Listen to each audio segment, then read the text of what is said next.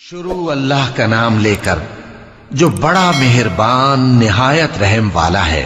بھلا تم کو ڈھانپ لینے والی یعنی قیامت کا حال معلوم ہوا ہے؟ اس روز بہت سے چہرے یعنی لوگ ذلیل ہوں گے، سخت محنت کرنے والے تھکے ماندے دہکتی آگ میں داخل ہوں گے۔ ان کو ایک کھولتے ہوئے چشمے کا پانی پلایا جائے گا، ایک سخت خاردار جھاڑی کے سوا ان کے لیے کوئی کھانا نہیں ہوگا جو نہ مفید غذا بنے اور نہ بھوک میں کچھ کام آئے۔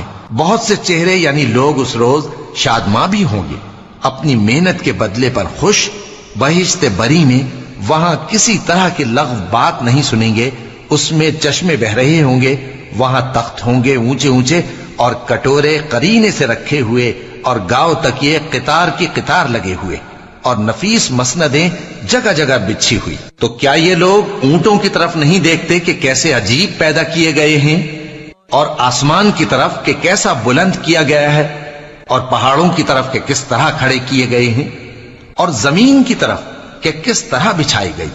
پس اے نبی صلی اللہ علیہ وآلہ وسلم، تم تو نصیحت کرتے رہو کہ تم نصیحت کرنے والے ہی ہو، تم ان پر داروغہ نہیں ہو۔ ہاں، جس نے منہ پھیرا اور نہ مانا تو اللہ اس کو بہت بڑا عذاب دے گا۔